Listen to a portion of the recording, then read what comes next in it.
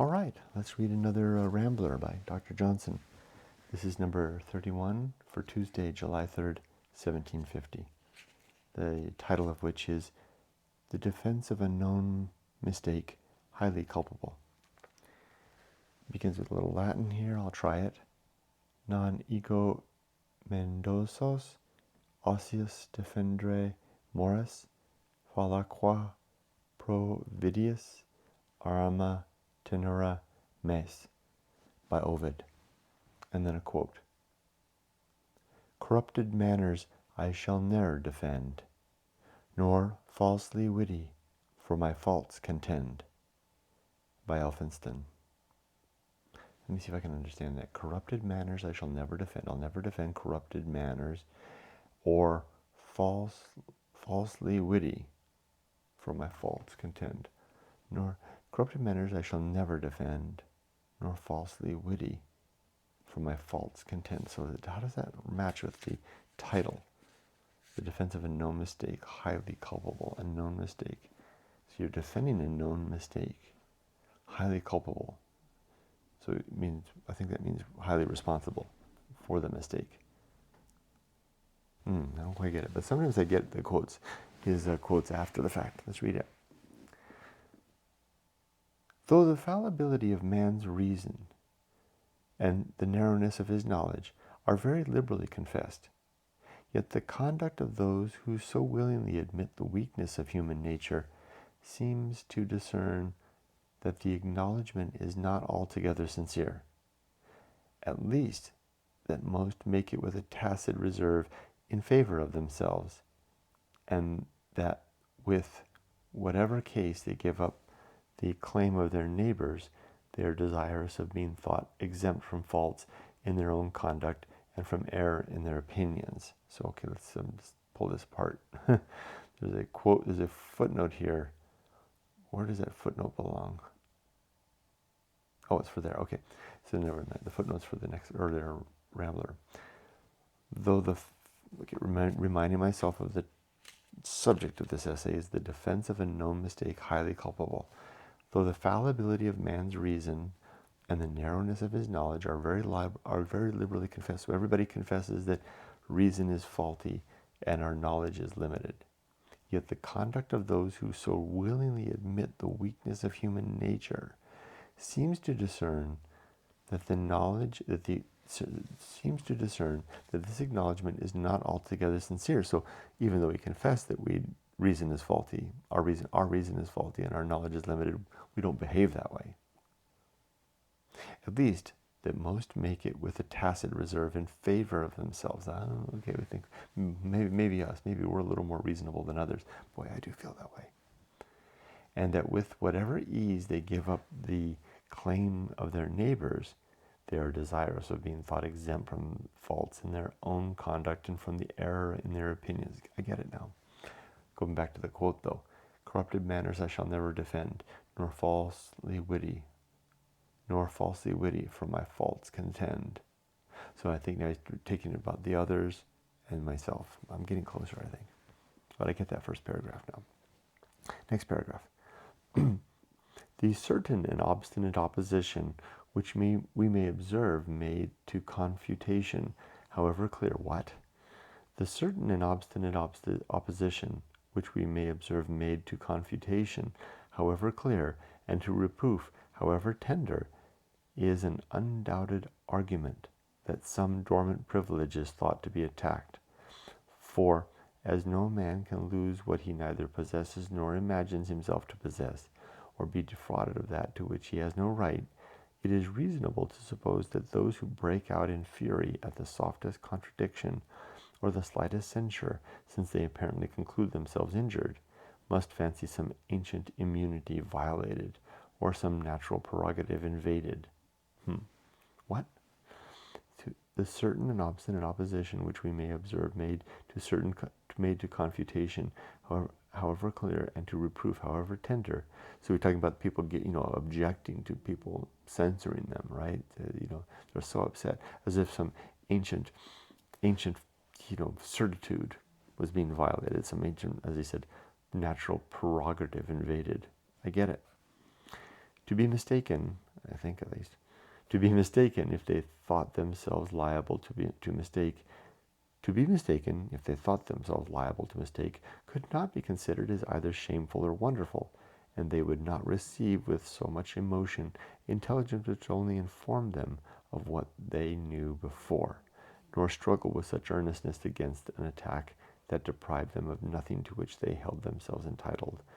To be mistaken, if they thought themselves liable to mistake, could not be considered as either shameful or wonderful, and they would not receive with so much emotion intelligence which only informed them of what they knew before, nor struggle with such earnestness against an attack that deprived them of nothing to which they had held themselves entitled. So I think it's talking further about the war that, or the protection that we provide ourselves against claims that, or challenges that we do not know something, or that we're ignorant, or what's the same thing?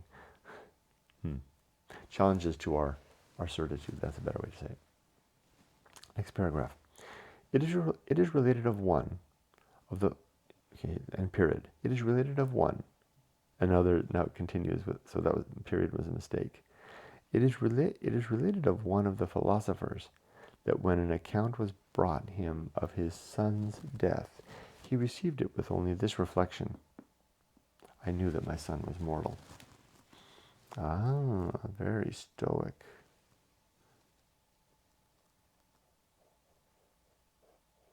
Response, that one. He that is convinced of an error. He that is convinced of an, so definitely Johnson has studied the Stoics. That's a very Stoic statement. I wonder which philosopher that was. He that is convinced, that's hard to say. He that is convinced of an error, if he had the same knowledge of his own weakness, would instead of straining for artifices. He that is convinced of an error, if he had the same knowledge of his own weakness, would instead of straining, there's a comma there. He that is convinced of an error, if he had the same knowledge of his own weakness, would, instead of straining for artifices and brooding malignity, only regard such oversights as the appendages of humanity. That's a good one, I get that. And pacify himself with considering that he had always known man to be a fallible being. Like the philosopher who says, I knew that my son was mortal. If it be true that most of our passions are excited by the novelty of objects, there is little reason for doubting that to be considered as subject to fallacies of what the word is this? Ratiocination? I've never heard that word before. It's not rationalization, it's ratiocination, or imperfection of knowledge, is to a great part of mankind entirely new. One more time. I have to go back to the other page carefully. If it be true that most of our passions are excited by the novelty of objects, there is little reason for doubting that to be considered as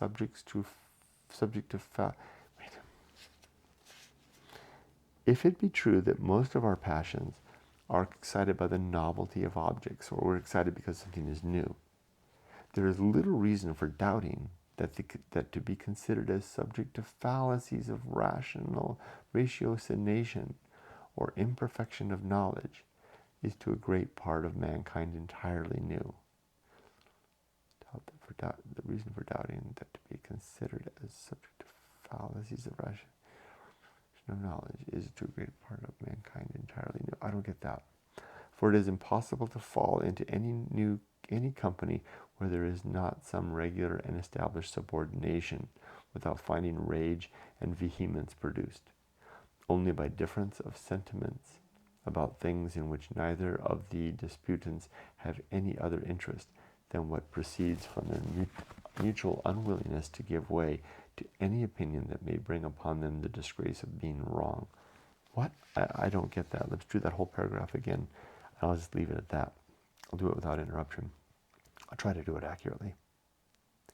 If it be true that most of our passions are excited by the novelty of objects, there is little reason for doubting that to be considered as subject to fallacies of ratiocination or imperfection of knowledge is to a great part of mankind entirely new. For it is impossible to fall into any company where there is not some regular and established subordination, without finding rage and vehemence produced, only by difference of sentiments about things, in which neither of the disputants have any other interest than what proceeds from their mutual unwillingness to give way to any opinion that may bring upon them the disgrace of being wrong. I have heard of one that, having advanced some erroneous doctrines in philosophy, refused to see the experiments by which they were confuted, and the observation of every day will give new proofs with how much industry, subterfuges, and evasions are sought to decline the pressure of resistless arguments.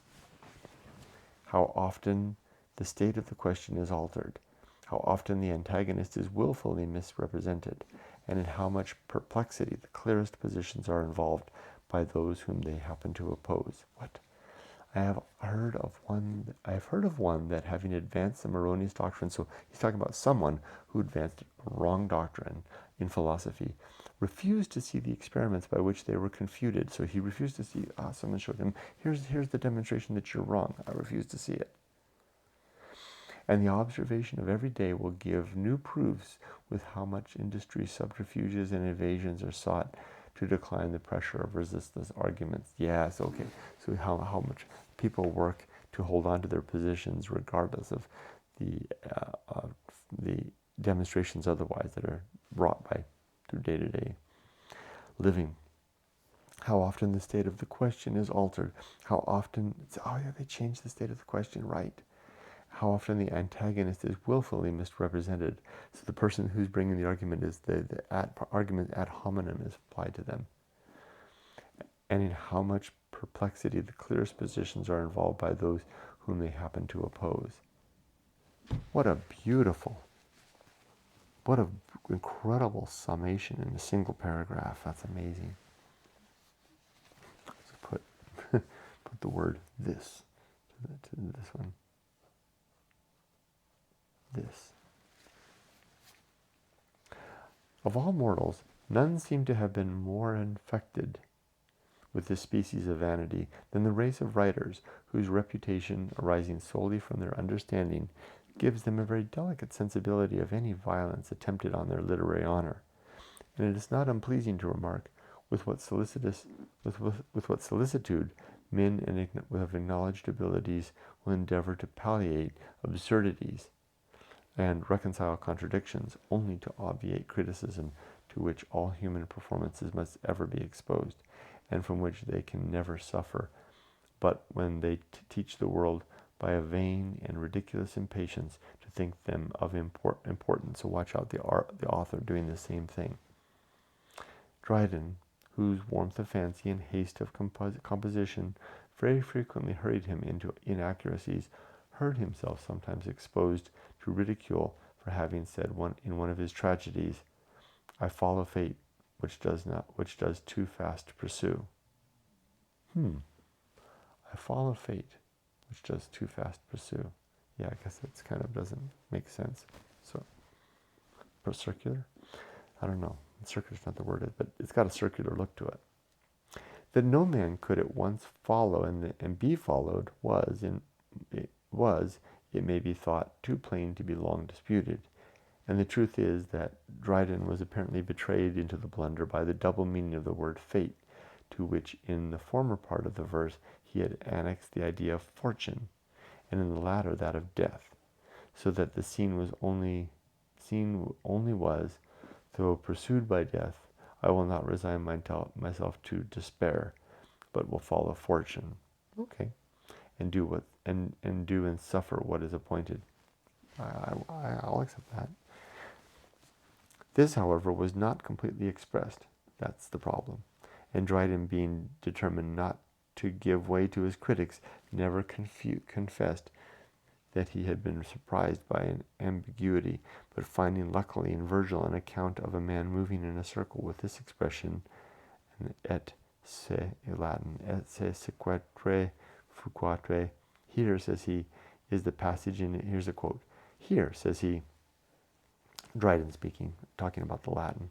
Here, says he, is the passage in imitation of which I wrote the line that my critics were pleased to condemn as nonsense. But I may sometimes write nonsense, though they have not the fortune to find it.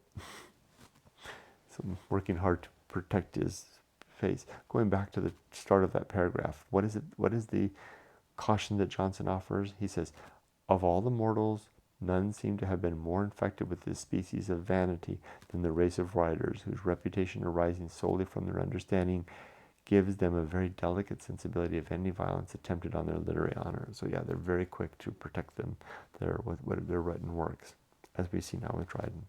Coming back to where I was in the new paragraph. Everyone sees the folly of such mean doublings to escape the pursuit of criticism, nor is there a single reader of this post who would not have paid him greater veneration had he shown conscientious enough of his own consciousness enough of his own superiority to set such cavils at defiance, and own that he sometimes slipped in errors by the tumult of his imagination and the multitude of his ideas. So you just fess up. Sometimes I get things a little too wrong, and it's tough to do, but that's what Johnson's saying. People would be forgiven, the author would be forgiven more likely. Everyone sees the folly of such double means to escape the pursuit of criticism, nor is there a single reader of this post who would not have paid him greater veneration had he showed him consciousness enough of his own superiority to set such cavils at defiance, and owned that he sometimes slipped into errors by the tumult of his imagination and the multitude of his ideas. Nice. I'm going to remember that. It is happy when this temper discovers itself only in little things, which may be right or wrong, without any influence of the virtue or happiness of mankind. We may, with very little inquietude, see a man persist in a project which he has found to be impracticable, live in an inconvenient house because it was contrived by himself, or wear a coat of a particular cut in hopes by perseverance to bring it into fashion. These are indeed follies, but they are only follies, and however wild or ridiculous, can very little affect others. Interesting. Let me go back to that. It is happy when this temper discovers itself only in little things. Also, it's good when we find ourselves like this, but only with small things, like a persisting with a project that we've found to be impracticable. Living in a house that we designed ourselves, but it's a crappy design, but we live there nonetheless because we designed it ourselves, or wear a coat of a bad fashion, hoping to bring it into fashion. So these are harmless things to be so engaged with. But such pride, once indulged, too frequently operates upon more important objects, and inclines men not only to vindicate their errors, but their vices, to persist in practices which their own hearts condemn, only lest they should seem to feel reproaches, or be made wiser by the advice of others, or to search for sophisms tending to the confusion of all principles, and the evacuation of all duties, that they may not appear to act that what they are not able to defend. So watch out to go that far, and then it becomes a covering of all such errors. Wow.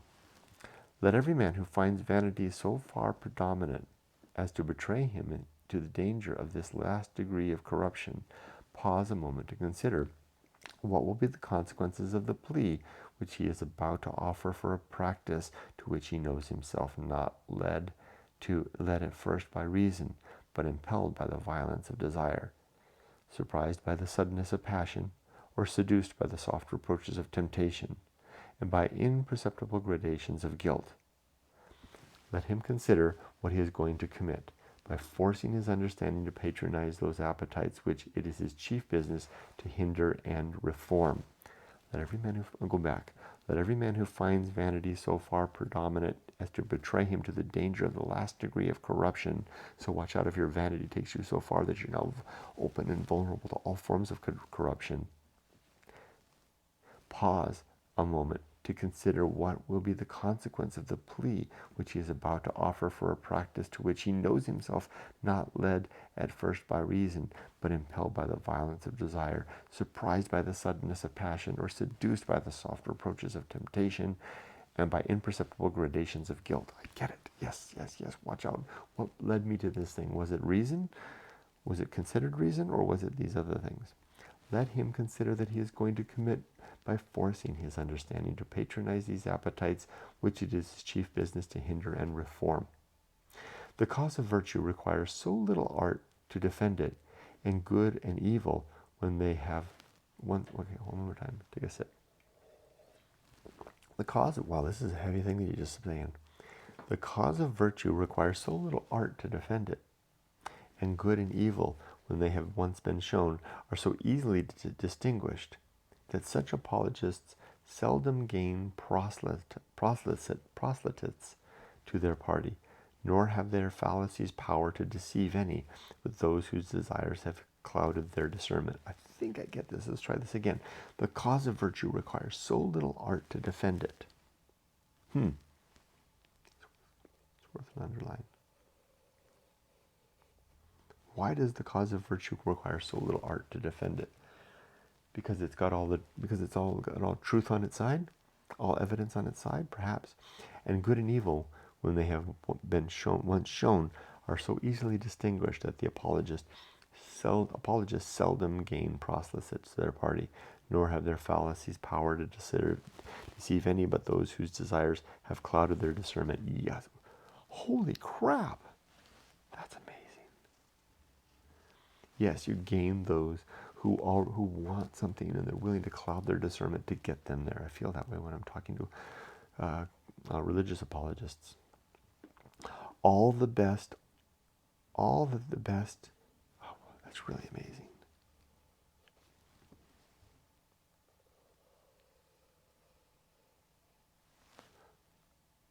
All that the best faculties thus employed can perform is to persuade the hearers that the man is hopeless whom they only thought vicious, that corruption has passed from his manners to his principles, that all endeavors for his recovery are without prospect of success, and that nothing remains but to avoid him as infectious or hunt him down as destructive. One more time. All that the best faculties thus employed can perform is to persuade the hearers that their man is hopeless, whom they only thought vicious. So we're speaking about the person above who their desire allows them to cloud their judgment and their discernment. All that the best faculties thus employed can perform is to persuade the hearers that the man is hopeless. To persuade the hearers, so those that are listening to the argument, right? That the man is hopeless whom they only thought vicious. So previously the people thought that his position, so imagine a debate happening between two people. One is the person who simply wants something and they're willing to sacrifice their reason for that thing, and the other person is the one who's on the side of virtue and who can make a good claim but can't bring them there because the other person wants to hold on to their feelings, whatever it is that they want to hold on to. He says here, their desire, whatever their desire is. The aim in continuing our discussion with them isn't to win them over. We're not going to win them over, but what we will do is that anybody that's listening to the discussion will benefit by the following manner. We can to persuade the hearers that the man is hopeless, whom they only thought vicious, that corruption has passed from his manners to his principles, that all endeavors for his recovery are without prospect of success, and that nothing remains but to avoid him as infectious or hunt him down as destructive. Wow.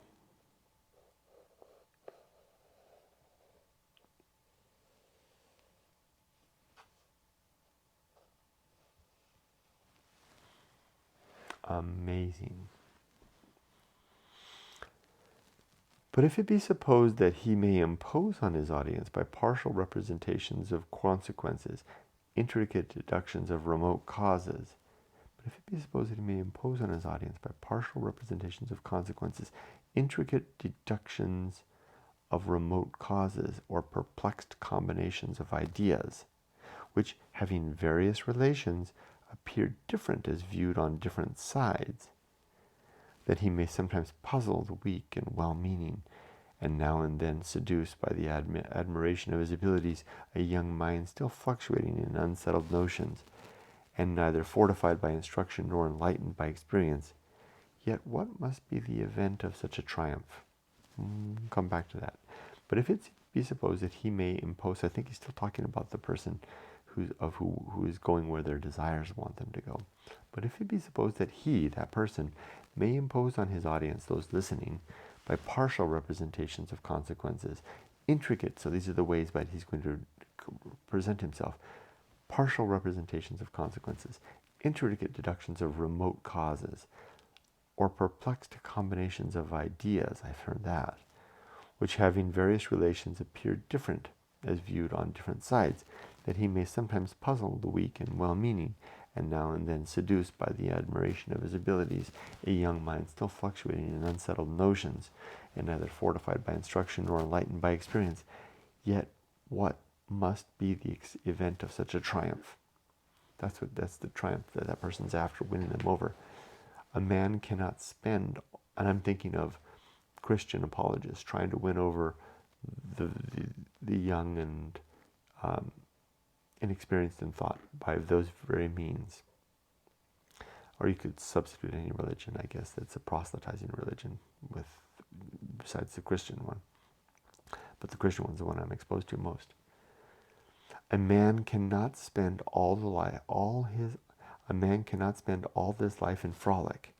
Age or disease or solitude will bring some hours of serious consideration, and it will then afford no comfort to think that he has extended the dominion of vice, and that he has loaded himself with the crimes of others, and can never know the extent of his own wickedness, or make reparation for the mischief that he has caused. There is not, perhaps, in all the stores of ideal anguish, a thought more painful than the consciousness of having propagated corruption by vitiating principles, or having not only drawn others from the paths of virtue, but blocked up the way by which they should return, or having blinded them to every beauty but the paint of pleasure, and deafened them to every call but the alluring voice of the sirens of destruction. Wow, so what a reflection would come of such a one when they reach the point of life where they're maybe disease and death and weakness and old age are upon them, and they're like, man, what have I done? There is yet another danger in this practice.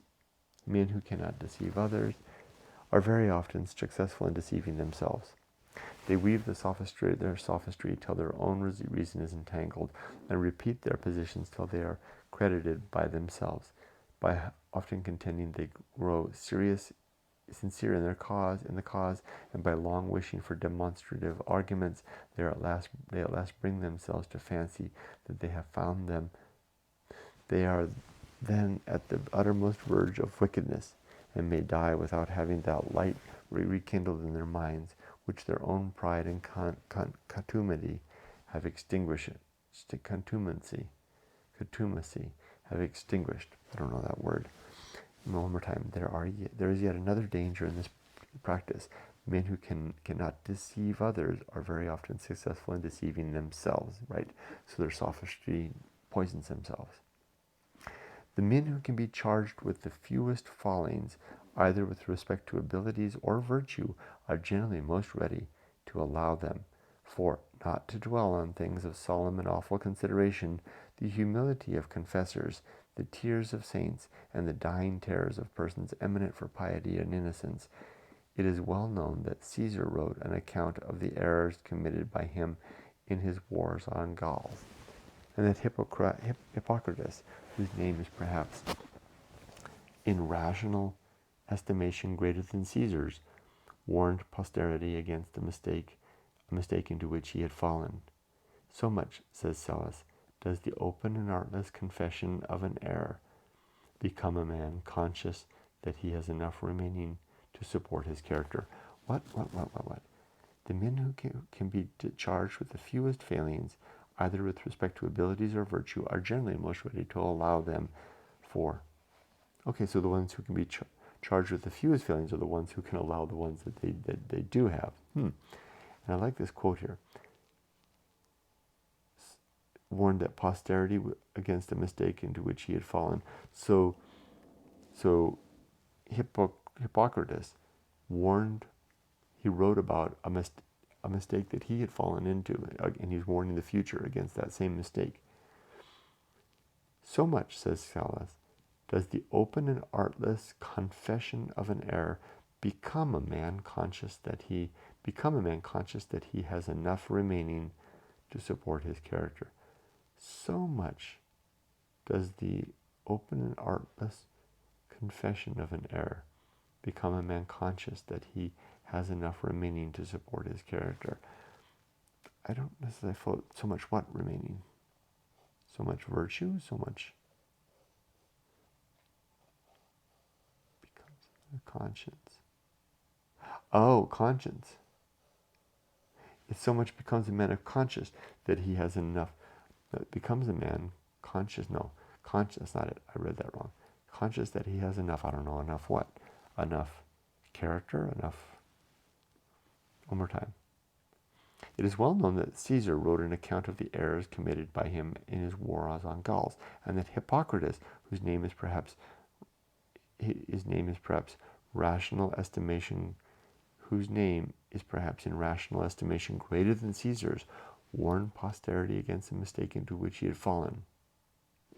Period. That's not connected to the new thing. Here's the new thing. So much, says Celsus, somebody, I don't know who that is, so much does the open and artless confession of an error become a man conscious that he has enough remaining to support his character. Okay, I guess enough character, something like that.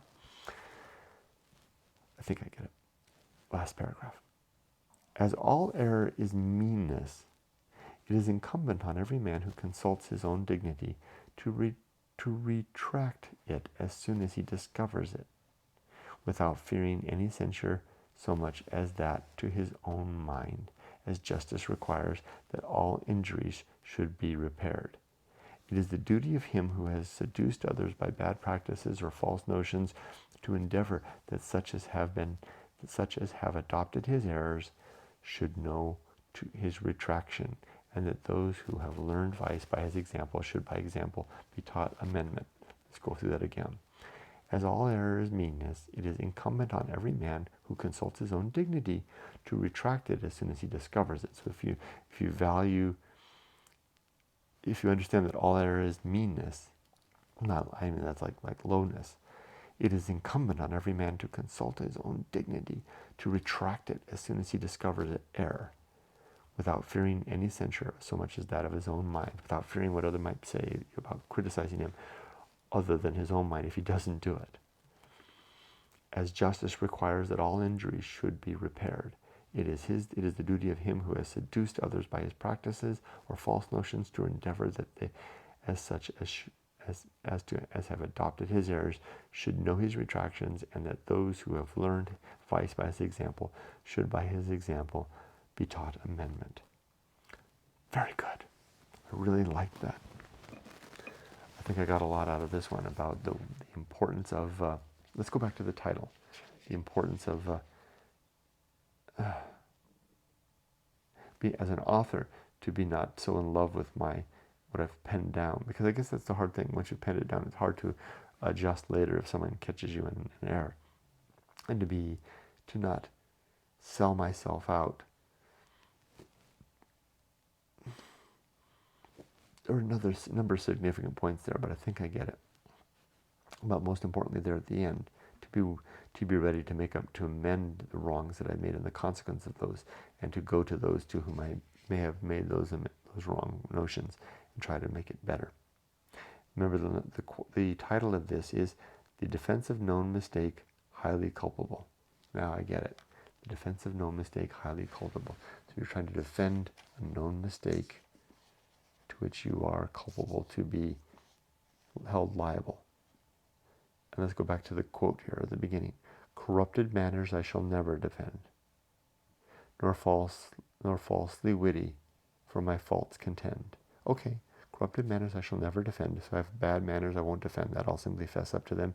Nor falsely witty for my faults contend. Nor falsely witty.